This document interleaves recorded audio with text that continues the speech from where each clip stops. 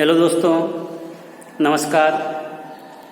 गायत्री विद्या मंदिर उच्च माध्यमिक विद्यालय चांदसौर ऑनलाइन क्लासेस में आपका स्वागत है।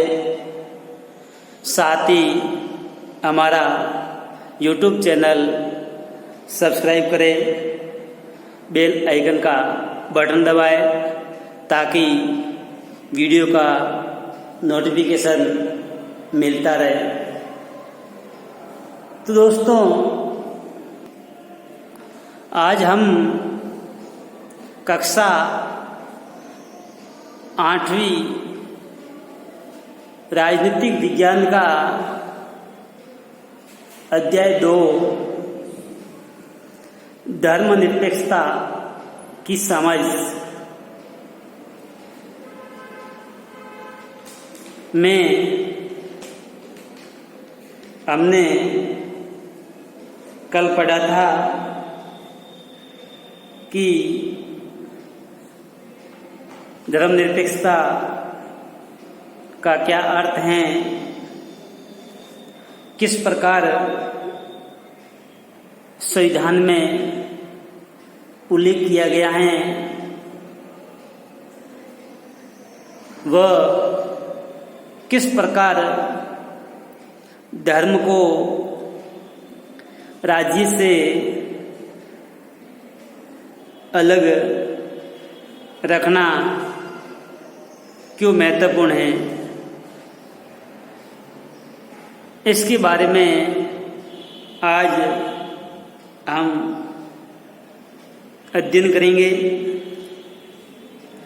तो दोस्तों देखिए, धर्मनिरपेक्ष का जो सबसे महत्वपूर्ण जो पहलू है वो है धर्म को राजसत्ता से अलग रखना। ये सबसे महत्वपूर्ण कारक है, क्योंकि जब तक हम धर्म को सत्ता से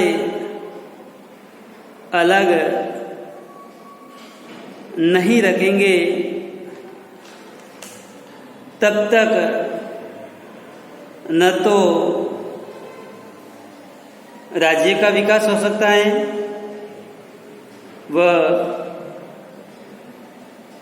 न ही लोगों की उन्नति हो सकती है। इससे अशांति, यहाँ संघर्ष को बढ़ावा मिलता है, भेदभाव उत्पन्न होता है, घटनाएं घटित हो जाती हैं। इसीलिए धर्म को सदैव राज्य से अलग रखा है। एक लोकतांत्रिक देश में यह बहुत अनिवार्य है कि दुनिया के प्राय सभी देशों में एक से अधिक धर्मों के, संप्रदायों के लोग साथ साथ निवास करते हैं।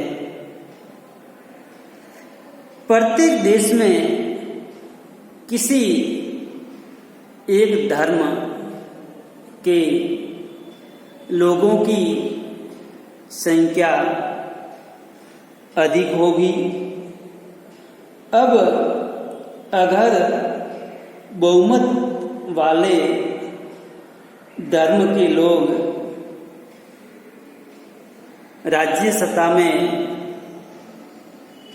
पहुंच जाते हैं तो उनका समूह दूसरे धर्मों के खिलाफ भेदभाव करने, उन्हें परेशान करने, प्रताड़ित करना,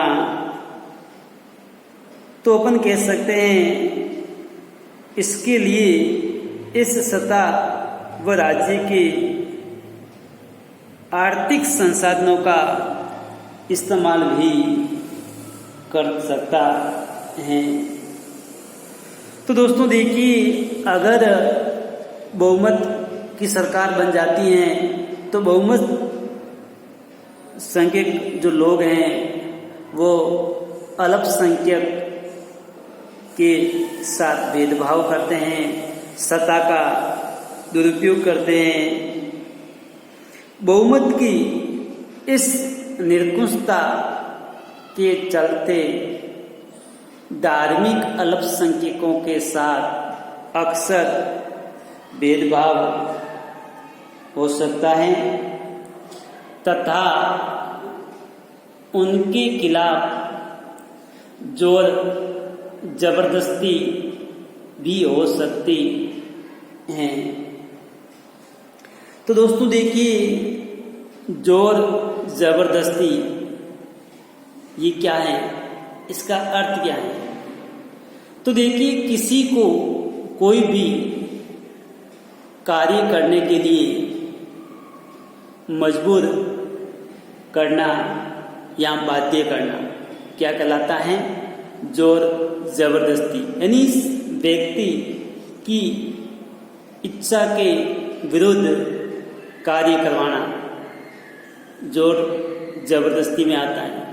लेकिन आपके अध्याय के आधार पर बात करते हैं तो जोर जबरदस्ती का अर्थ है राज्य जैसी किसी कानूनी सत्ता द्वारा ताकत के प्रयोग से है, यानी कानूनी सत्ता अपने ताकत का गलत प्रयोग करती है। यहाँ तक कि कहीं बार सरकार द्वारा सत्ता का जो दुरुपयोग किया है, इसमें कहीं बार लोगों की हत्या भी कर दी जाती है। बहुमत चाहे तो अल्पसंख्यकों के उनके धर्म के अनुसार जीने से भी रोक सकता है।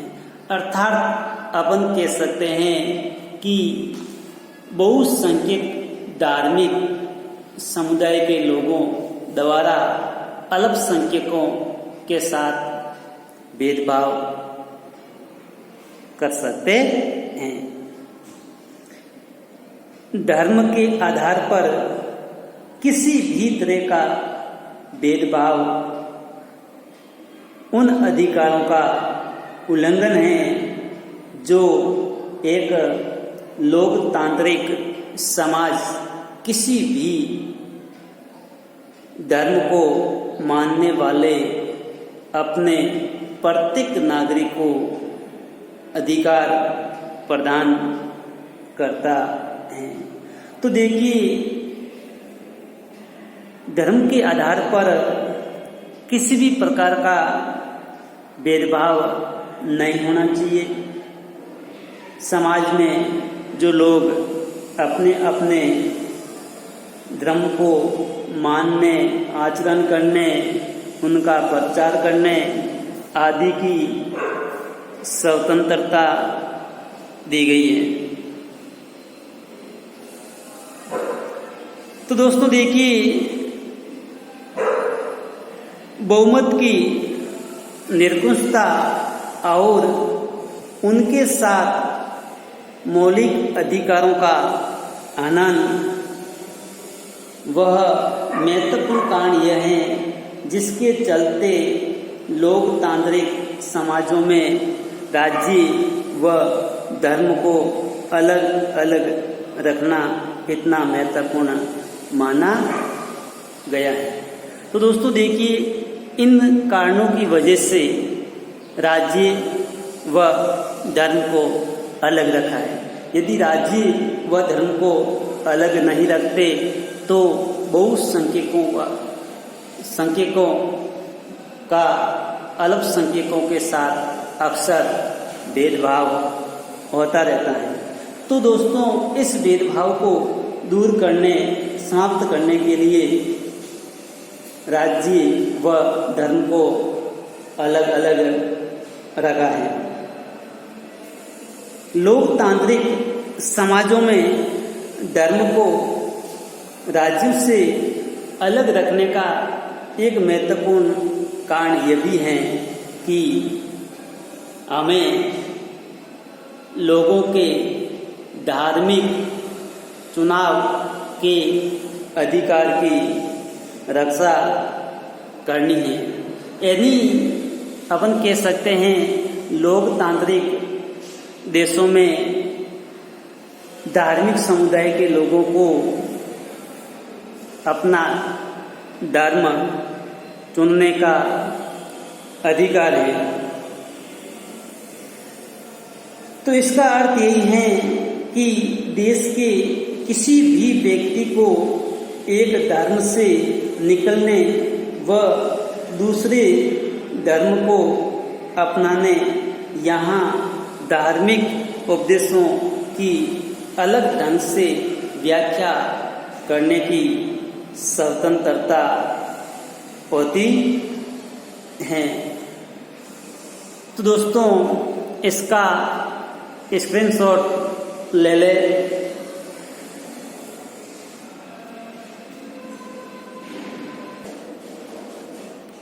तो दोस्तों, सुभाषोत, तो देखिए, इसको समझने की कोशिश करते हैं कि आपको हिंदुओं के बीच ये प्रथा अच्छी नहीं लगती है। तो इसका मतलब यह है कि आप इससे बदलने की कोशिश भी करेंगे, इस प्रथा का समाप्त करने की कोशिश करेंगे। लेकिन अगर राज्य की सत्ता ऐसे हिंदुओं के हाथों में है जो सुभाषोत को सही मानते हैं, तो क्या आप आसानी से इस प्रथा को बदल पाएंगे? नहीं, कभी नहीं। अगर आप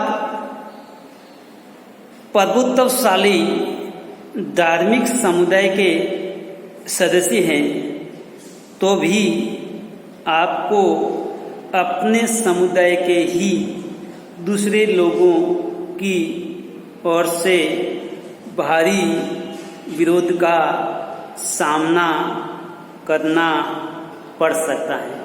यदि आप एक शक्तिशाली धार्मिक समुदाय के सदस्य हैं और आप इस प्रथा को बंद करना चाहते हैं, समाप्त करना चाहते हैं, तो आप अपने समुदाय के लोगों के द्वारा विरोध भी झेलना पड़ सकता है। राज्य सत्ता पर नियंत्रण रखने वाले ऐसे सदस्य कहेंगे कि हिंदुत्व की केवल एक ही व्याख्या होती है और उसकी और कोई व्याख्या करने का तुम्हें कोई अधिकार नहीं है। तो देखिए, सत्ता पर जो नियंत्रण रखने वाले ऐसे सदस्य होते हैं, वो सदस्य आपको यही कहेंगे कि हिंदू धर्म की जो व्याख्या है उसके अलावा आपको व्याख्या करने का कोई अधिकार नहीं है। तो दोस्तों देखिए, भारतीय संविधान में धर्मनिरपेक्षता का उल्लेख किस प्रकार किया गया है? तो दोस्तों, भारतीय संविधान में कहा गया है कि भारतीय राज्य एक धर्मनिरपेक्ष राज्य होगा। राज्य का अपना कोई धर्म नहीं होगा। राज्य सभी धर्मों को समान रूप से आचरण करने, धर्म का प्रचार करने आदि की समान रूप से स्वतंत्रताएं दी गई हैं। हमारे संविधान के अनुसार केवल धर्मनिरपेक्ष राज्य ही अपने उद्देश्यों को साकार करने के लिए निम्नलिखित बातों का ख्याल रख सकता है। तो दोस्तों देखिए, भारतीय संविधान में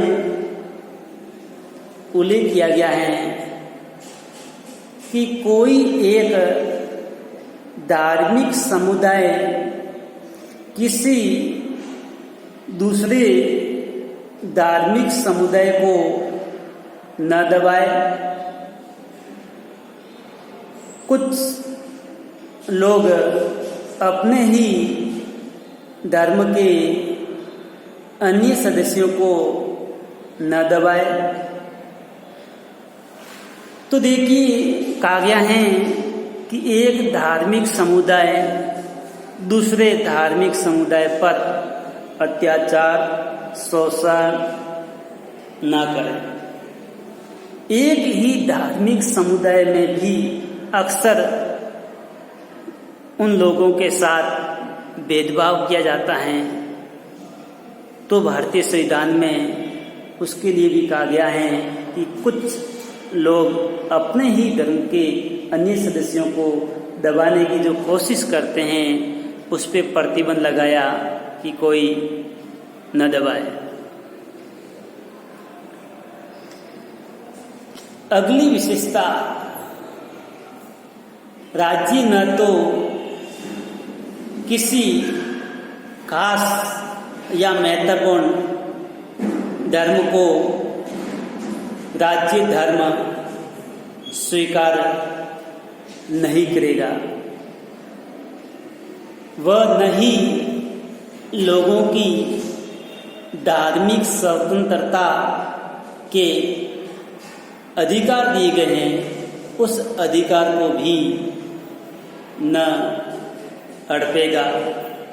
तो अपन कह सकते हैं, भारतीय संविधान में आपने जो मौलिक अधिकार पढ़ा है, उस मौलिक अधिकार में आपको धार्मिक स्वतंत्रता का अधिकार दिया गया है, जो संविधान के अनुच्छेद 25 से लगा करके 28 तक उल्लेख किया गया है। उसमें कहा गया है, राज्य का न तो कोई अपना धर्म होगा, सभी धर्मों को मानने, आचरण करने या धर्म का प्रचार करने की स्वतंत्रता दी गई है।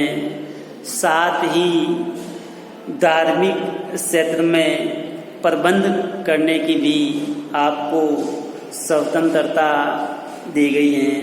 इसके अलावा धार्मिक क्षेत्र में प्रबंध करने वाले लोग या प्रबंध पर किए गए जो खर्च हैं, उस पर भी करों में छूट दे रखी है। इसके अलावा राजकीय विद्यालयों में किसी भी प्रकार की धार्मिक शिक्षा नहीं दी जाएगी। ये प्रावधान हमारे मौलिक अधिकार के धार्मिक स्वतंत्रता का अधिकार में उल्लेख किया गया है। इसी तरह के दबदबे को रोकने के लिए भारतीय राज्य कई तरह से कार्य करता है। पहला तरीका यह है कि वह खुद को धर्म से दूर रखता है। तो देखिए, राज्य का सबसे महत्वपूर्ण कार्य यही है कि वह खुद को धर्म से अलग रखता है। भारतीय राज्य की सत्ता न तो किसी एक धार्मिक समूह के हाथों में है और न ही राज्य किसी एक धर्म को बढ़ावा देता है। भारत में कचहरी, थाने, सरकार, विद्यालय व दफ्तर जैसे सरकारी संस्थानों में किसी भी खास धर्म को लेकर के बढ़ावा देना, यहाँ उनका प्रदर्शन करना, ये सब मना है। उससे हमेशा धर्म का प्रचार सरकारी संस्थानों, दफ्तरों में नहीं किया जा सकता है। तो दोस्तों, धन्यवाद। आज इतना ही।